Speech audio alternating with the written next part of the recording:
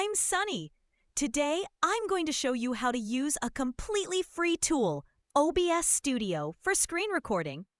Even if you're new to it, you can easily get started by following these steps. Let's not waste any time and start with getting OBS first. There's an official website link at the bottom of the screen. Just click on it to download. So, what exactly is OBS Studio? Its full name is Open Broadcaster Software, an open source and free tool. It can not only record your screen, but also stream content to platforms like YouTube and Twitch. Whether you want to record tutorials, game footage, or meetings on Zoom or Microsoft Teams, it can handle it. It works on Windows, Mac, and Linux systems.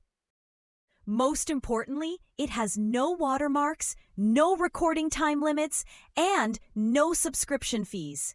You can enjoy professional-level controls for free. When downloading, select the correct operating system for your device. Then follow the installation wizard step by step. After installation, open the software. You'll first see an auto configuration wizard, which is perfect for beginners.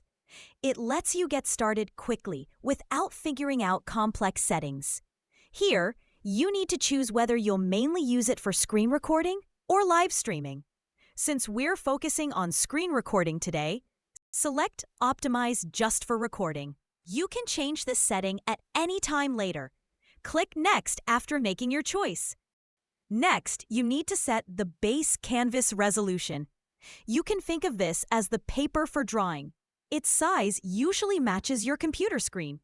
If you're not sure, you can choose the default setting like I do. Don't worry, this isn't the final look of the video. You can adjust it later.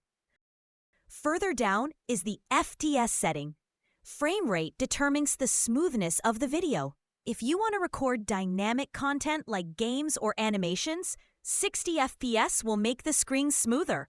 For regular tutorials or static screens, 30 FPS is enough, and it also saves computer resources. Click Next after setting the frame rate. OBS will quickly test and recommend some settings. Then a summary page will pop up, showing information like encoder, recording quality, resolution, and frame rate. If everything looks good, click Apply Settings to continue. If you need to make adjustments later, you can do so in the Settings menu. After completing the above steps, we'll enter the main interface. It might seem a bit complicated now, but I'll guide you through getting familiar with it slowly. If you want to use the Auto Configuration Wizard again later, you can find it by clicking Tools in the top menu bar. The first step in screen recording is to create a scene. You can think of a scene as a different layout plan. You'll notice there's a default scene here. Right-click on the scene name or press F2 to rename it to something easy to remember. I named mine Screen Recording. Once you have a scene, you need to add a source. That is, the content OBS will capture. Click the plus sign at the bottom of the Sources panel, and you'll see many different options, such as audio output capture, game capture, video capture device, and window capture. OBS can capture almost everything on your computer. For now, let's select Display Capture because it's easy to operate and very stable for capturing the entire screen. Keep the name as the default option. Next, you need to select the display to record. If you have multiple displays, choose the one you want from the drop-down menu. Note that there might be an infinite mirroring situation, where the screen repeats inside the screen. To avoid this, if you have two displays, put OBS on one display and record the other. Alternatively, minimize OBS after starting the recording. Remember to check Capture Cursor so that the mouse movement track is recorded. Click OK after setting up, and you'll see the entire screen in the preview window. Click and drag the screen to adjust its position, and click the edges to resize it. By default, it's usually full screen, so no additional operations are needed.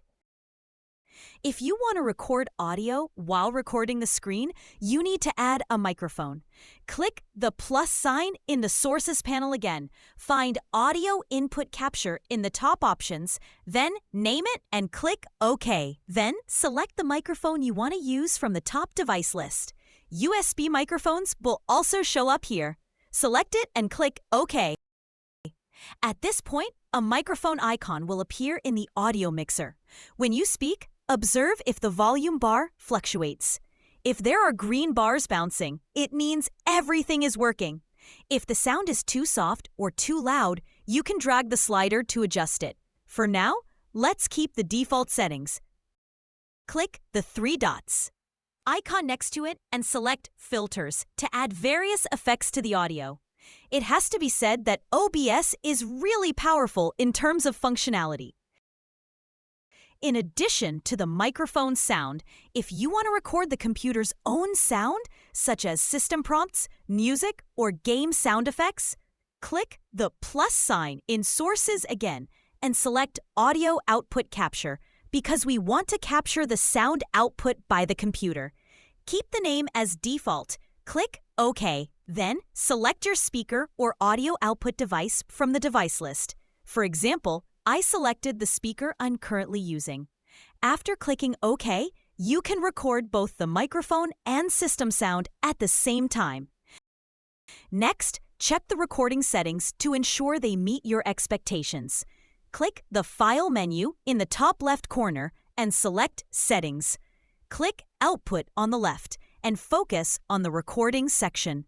The recording path is where the screen recording files are saved. Click Browse to change it to the desktop or another folder. I'll keep the default for now. Then set recording quality to high. For recording format, MKV, MP4, or fragmented MP4 are recommended. The advantage of MKV is that even if OBS crashes, the recorded content so far can be saved. Segmented MP4 combines the security of MKV and the compatibility of MP4. If this option is available, prioritize it. If not, MKV is safer. You can later convert MKV to MP4 in the File menu. For the encoder, OBS usually automatically selects the one suitable for your computer. If you have a dedicated graphics card, like an NVIDIA graphics card, select a hardware encoder like NVENC for better performance. After that, click the video option on the left. The base canvas resolution was set earlier. It should match the screen. The output scaled resolution is the size of the final video. If you want to save space or reduce lag, lower it. If you want it to be the same as the screen, set it to the same as the base resolution. As mentioned earlier, for the FPS, 30 FPS is suitable for regular tutorials and 60 FPS for dynamic content. If your camera's frame rate is 29.97 FPS, set it to the same here to make subsequent editing easier. Click Apply and OK after all settings are done. Now you're ready to record the screen. Click Start Recording in the Controls panel at the bottom right corner. Then minimize OBS and perform the operations you need to record as usual. The recording will proceed normally. If you want to pause, click the pause icon, then click Resume to continue. When you're done, click Stop Recording. To find the recorded video, click the File menu in the top left corner and select Show Recordings. You'll see all your screen recordings. Double-click to open it and check if there are any issues with the screen and sound. Congratulations! You've completed your first screen recording with OBS.